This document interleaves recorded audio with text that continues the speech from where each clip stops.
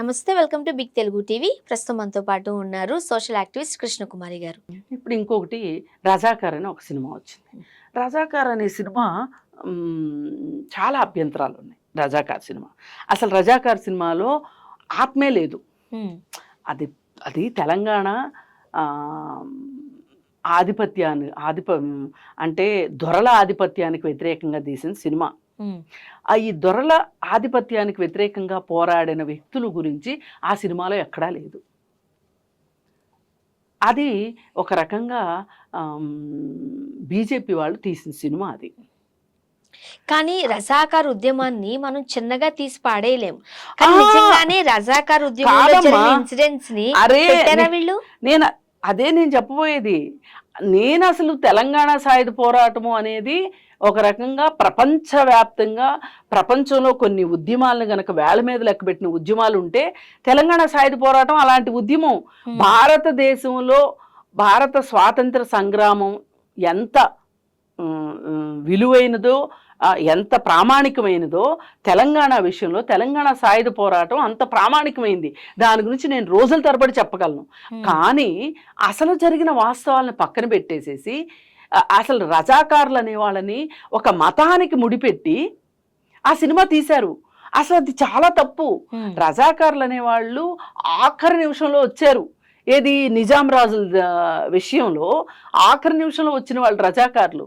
ఈ రజాకారుల్ని ముస్లిమ్స్కి వేసి అంటగట్టి మరి చాలా మంది ముస్లిమ్స్ ను కూడా చంపేశారు. చాలా మంది పేర్లు కూడా మనం రావట్లేదు. కాసిం రజ్వీ చాలా మంది ముస్లిమ్స్ ను కూడా చంపాడు. ఎవరో ఎందుకు షోయబుల్లా ఖాన్ అనే ఆయన్ని చంపించారు. మరేం చెప్తారు ఇప్పుడు? మరి అలాంటప్పుడు దానికి రజాకార్ ఉద్యమం అని ఎలా పేరు ఇచ్చారు? అదే నేను అంటున్నా. అది నిజానికి తెలంగాణ సాయుధ పోరాటం. అది రజాకార్ అని పెడితే కూడా దానిలో వాస్తవాలు చెప్పుంటే బాగుండేది. అన్ని అబద్ధాలు దానిలో ఉన్నాయన్నీ. ఇంకా గట్టిగా మాట్లాడితే రాజన్న అనే ఒక సినిమా వచ్చింది ఒకప్పుడు. అందులో కూడా కొంచెం ఉన్నప్పటికీ కూడా ఎంతో కొంత అది నికార్సుగా ఉంది ఈ రజాకార్తో పోలిస్తే. ఇప్పుడు గద్దర్ అవార్డు ఈ రజాకార్ మూవీకి ఉత్తమ చిత్రం కింద ఇచ్చారు. కానీ అప్పుడు ఏమవుతుంది చెప్పండి? ఇప్పుడు ముస్లిమ్స్ రజాకార్లు ఒకటే అన్నట్లు చూపించారు. పైగా వాళ్ళు పాకిస్తాన్ వాళ్ళు అన్నట్లు చూపించారు. మతాన్ని ప్రాంతాన్ని ఆపాదించారు. అది చాలా తప్పు. అసలు ఇక్కడ జరిగిన ఉద్యమం వేరు, ఇక్కడ జరిగిన ఉద్యమం అని కూడా అనకూడదు, పోరాటం అది. అసలు తెలంగాణ సాయుధ పోరాటం గురించి చెప్పుకుంటే మనకు అసలు రోమాలు నిక్కబొడుస్తాయి. కాకపోతే కొంతమంది ఏమంటున్నారంటే రజాకార్ ఉద్యమాల గురించి మీరైనా పెద్దవాళ్ళైనా పుస్తకాల్లో చూసి చదువుకున్నదే తెలుసుకున్నదే. ఆ ఉద్యమం దగ్గరుండి పోరాడారా లేకపోతే ఆ ఉద్యమాలు పాల్గొన్నారా? వీళ్ళు చదివే కదా నేర్చుకున్నారు, ఎట్లా మాట్లాడతారు అంటున్నారు. ఇప్పుడు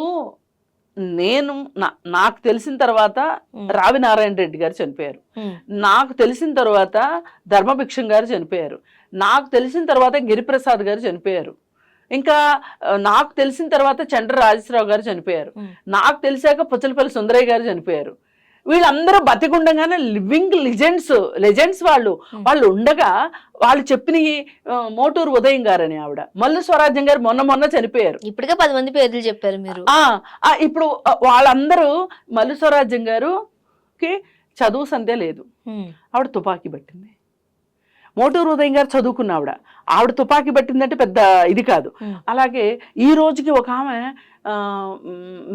కొంచెం జ్ఞాపక శక్తి క్షీణించింది. కొండాపూర్లో CR foundation Chandrarajeshwara old age home లో సుగుణమ్మ గారు అని ఒక ఉన్నారు. ఇప్పటికి ఉన్నారు. ఇప్పుడు ఉన్నారు. ఆవిడ ఈ రోజుకి కదిపిస్తే ఆవిడ కథలు చెప్తారు, ఆనాటి కథలు. ఈ మధ్య ఒకసారి ఈ ఉద్యమంలో పనిచేసిన ఆవిడని 1 సంవత్సరం అయింది ఆవిడ చనిపోయి. అయితే ఆవిడని కలవటానికని వెళ్ళాం. ఆవిడకి మనుషులు గుర్తుపట్టట్లే, ఎక్కువగా 4-3 గుర్తుపడుతుంది. ఏది రోజు ఆవిడకి మందులు ఇచ్చే వాళ్ళకి తిండి పెట్టే వాళ్ళని గుర్తుపడుతుంది ఆవిడ. అయితే ఆవిడ ఎవరో కాదు, ఇప్పుడు press academy Telangana press academy chairman Srinivasa Reddy గారు అత్తగారు అనమాట. ఆవిడని చూడడానికి వెళ్ళాం మేము. వెళ్తే ఆవిడ వీళ్ళెవరు, వీళ్ళు పలానా వాళ్ళని ఏదో ఇంట్రడక్షన్ ఇస్తే ఆమెకు గుర్తొస్తే గుర్తొచ్చినట్టు, గుర్తు రాకపోతే గుర్తు రాకపోయినట్లు. ఆవిడ వీళ్ళు సిపిఐ పార్టీలో పనిచేస్తుంది ఈ అమ్మాయి, మగ్ధమోహన్ నుంచి వచ్చింది అనగానే ఆవిడ ఏం చేసిందో తెలుసా, మాట రావట్లేదు సరిగా, ఏదో గొణుగుడు ఇలా. అది మనకి నాకు చెప్తుంటే నాకు ప్రాణం ఎక్కడికో వెళ్తుంది. మీరు చెప్తే నేనే షాక్ అయిపోయాను. ఆవిడ మొత్తం చుట్టాలని పక్కాలని అందరినీ మర్చిపోయింది. ఇట్లా నేను పలానా అనగానే ఆవిడ ఇలా చెయ్యెత్తింది. ఆ ఫోటో నా దగ్గర ఉంది. ఎంత గొప్ప విషయం అండి. అలా పనిచేసిన వాళ్ళు ఉన్నారు, వాళ్ళ అనుభవాలు మాకు చెప్పారు, వాళ్ళు పుస్తకాలు రాశారు, మనకు తెలియని మన చరిత్ర అని చెప్పి ఒక పెద్ద పుస్తకం వచ్చింది. అంటే చరిత్ర ఎప్పుడు మగవాళ్ళే రాసుకుంటారు, అది కమ్యూనిస్ట్ పార్టీల వాళ్ళైనా మామూలు పార్టీల వాళ్ళైనా, కానీ మహిళల చరిత్రను రాసుకుంటే ఎలా ఉంటుంది అని చెప్పి మనకు తెలియని మన చరిత్ర అని ఒక పుస్తకం వచ్చింది. దానిలో ఈ తెలంగాణ సాయుధ పోరాటంలో పనిచేసిన ఆడవాళ్ళందరూ వాళ్ళ సొంత ఇంటర్వ్యూలు ఇచ్చారు. అవి చదివితే కదా తెలుస్తుంది. అది ఈ పుస్తకం చదివితే తెలుస్తుంది. తెలంగాణ సాయుధ పోరాటం గురించి కూడా బోలెడు పుస్తకాలు వచ్చాయి, తెలుస్తుంది. అవేమీ కాకుండా ఇవాళ ఎలక్షన్స్ కోసం కరెక్ట్గా ఆ సినిమాని కూడా, రజాకార్ మూవీని ఎలక్షన్స్ ముందు రిలీజ్ చేశారు, బీజేపీకి ఓట్లు ఎక్కువ తెచ్చుకోవాలని. వీళ్ళందరూ పదే రజాకార్. ఇప్పుడు కాశ్మీర్ ఫైల్స్ సినిమా తీశారు, కేరళ స్టోరీస్ సినిమా తీశారు, రజాకార్ సినిమా తీశారు. కాశ్మీరీ ఫైల్స్ ని మీరు సపోర్ట్ చేస్తారా? ఆ సినిమా 100% తప్పుడు స్టోరీ అది. వీళ్ళు ఏం చేస్తున్నారంటే మతాన్ని ఆపాదించేస్తారు. కాదు, సినిమా తీసే ముందంతా ఇది వాస్తవం అని చెప్తున్నారు, వాస్తవ కథకి వాస్తవ చిత్రీకరణ అని చెప్తున్నారు. ఎవరైనా నాబోటోళ్ళు కోర్టుకు వెళ్ళారనుకోండి, ఇందులో వాస్తవాలు లేవు అని కల్పితం అని చెప్తున్నారు. కానీ ఈ లోపు ప్రచారం అయిపోతుందా లేదా? ఇదే అభ్యంతరం నాకు రాజమౌళి మీద కూడా ఉంది. RRR సినిమాలో అల్లూరి సీతారామరాజు, కొమరం భీము అని చూపించి వీళ్ళిద్దరూ ఈ ప్రధాన హీరోలు ఈ రోల్స్ అని చెప్పి చూపించిన తర్వాత నిజమైన చరిత్రలో వీళ్ళిద్దరిది చారిత్రక కాలం ఒకటి కాదు. కొన్నాళ్ళు పోయిన తర్వాత పిల్లలు ఈ సినిమా చూశారనుకోండి, ఏమనుకుంటారు? కానీ ఆ విషయం ముందే రాజమౌళి గారు చెప్పారు కదా. ఎప్పుడు చెప్పారు? జస్ట్ పేర్ల కోసం అట్లా పెడుతున్నాం అంతే. అది అప్పట్లో కొంతమంది వాయిస్ రేస్ చేశారు. కాదు, సినిమా స్టార్ట్ అయిన దగ్గర నుంచి దానికి హైప్ ఇచ్చింది అల్లూరి సీతారామరాజు, కొమరం భీమ్ అనే ఇచ్చారు కదా. ఇచ్చిన తర్వాత మీరు ఈ సినిమాలో పక్షుల్ని జంతువుల్ని వాడలేదు అని ఒక డిస్క్లైమర్ ఇచ్చినట్లుగా ఇచ్చేసేస్తే ఎట్లా? ఈలోపు ప్రజల్లోకి చేరిపోయిన ఉద్దేశాలు ఏంటి? ఖచ్చితంగా రామ్ చరణ్ని అల్లూరి సీతారామరాజులానే చూశారు, ఎన్టీఆర్ని కొమరం భీమ్లానే చూశారు. కానీ చరిత్రలో వీళ్ళిద్దరూ ఒకసారి లేరు.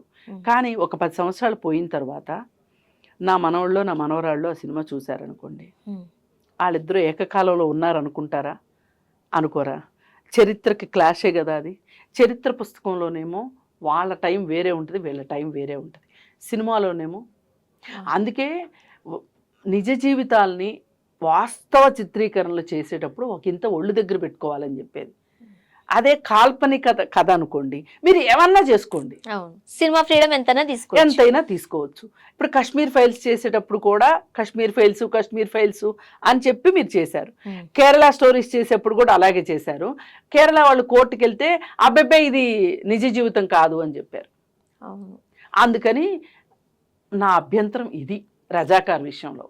అయితే ఇక్కడ వీళ్ళు చేసిన ఈ చరిత్రని తప్పుదారి పట్టించి కేవలం ఓట్ల కోసం అవాస్తవాన్ని చెప్పినందుకు ఆ సినిమాకి అవార్డు వస్తే ఆ సినిమాకి గద్దర్ అవార్డే అవ్వడం చాలా మీ బోటోళ్ళకి చాలా బాధ. గద్దర్ భావజాలానికి ఈ 2 సినిమాలు చాలా దూరం.